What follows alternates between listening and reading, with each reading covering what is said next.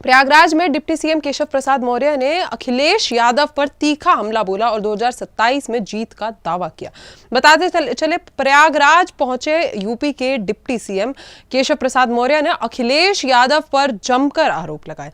Deputy CM ने कहा कि सपा सरकार के समय आतंकियों के मुकदमे वापस लिए गए और तुष्टीकरण की राजनीति की गई। उन्होंने पिछड़े दलितों का दमन, नौकरियां और भ्रष्टाचार और थानों में गुंडों की सक्रियता का भी आरोप लगाया। केशव मौर्य ने कहा कि सपा के माफिया किस्म के विधायक और सांसद जिलों को चला रहे थे और डीएम एसएसपी जिले को संभाल नहीं पाए। उन्होंने कहा कि उत्तर प्रदेश की जनता ने उस अराजकता को अस्वीकार किया। डिप्टी सीएम ने 2027 में तीसरी बार जीत का दावा करते हुए कहा कि बुलडोजर एक्शन के दौरान मुस्लिम तुष्टीकरण नहीं किया जाता बल्कि विकास पर ध्यान दिया जाता है। वंदे मातरम पर हो रही सियासी बयानबाजी पर उन्होंने स्पष्ट किया कि भारत में रहने वाले हर नागरिक वंदे मातरम कहेंगे। आइए जानते हैं इन सब में उनका और क्या कुछ कहना है। को लेकर के युवा संवाद का कार्यक्रम था। युवाओं में जबरदस्त उत्साह है, बजट को लेकर के भी उत्साह है और बजट के माध्यम से स्वयं आगे बढ़ने और लोगों को आगे बढ़ाने को लेकर उत्साह है। और मैंने सभी का आह्वान किया है कि आप रोजगार पाने वाला ही नहीं, रोजगार देने वाला भी बनिए। इस समय देश और प्रदेश प्रगति के पथ पर है। दुनिया के बड़े बड़े निवेशक भारत आना चाहते हैं, भारत में उत्तर प्रदेश आना चाहते हैं और उनका सबका हम स्वागत कर रहे हैं। और ये बड़े पैमाने पे जो निवेश आ रहा है ये चुस्त दुरुस्त कानून व्यवस्था के कारण आ रहा है।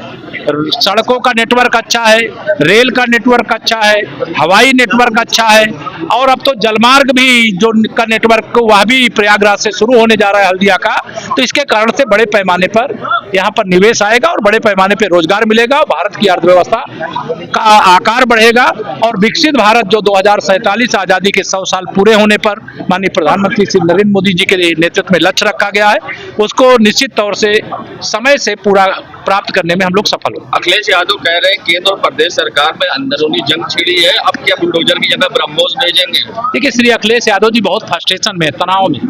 जब से बिहार का चुनाव प्रचार करने गए वो श्री तेजस्वी यादव को मुख्यमंत्री बनाने गए। उनको विपक्ष का नेता मतलब बड़े हफ्ते बने। वहाँ 243 सीटें हैं और आरजेडी को कुल सीटें प्राप्त हुई 25।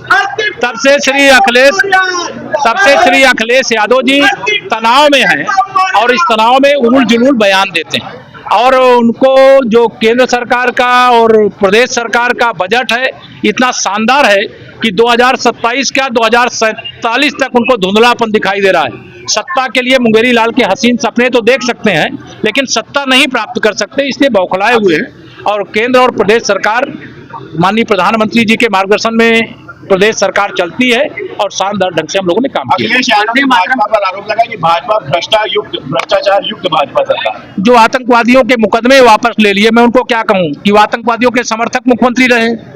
जब वो मुख्यमंत्री थे तो उन्होंने तुष्टीकरण की राजनीति किया, उन्होंने पिछड़ों दलितों का दमन करवाने का काम किया, उन्होंने भर्तियों में भ्रष्टाचार करने का काम किया, जमीनों पर कब्जा करवाने का काम किया।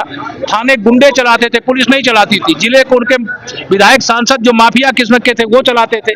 कभी जिला का जिला अधिकारी जिले को नहीं चला पाया, जिले का कप्तान जिला नहीं चला पाया, थाने का थानेदार, तहसील का एसडीएम कभी तहसील और थानों को नहीं चला पाया।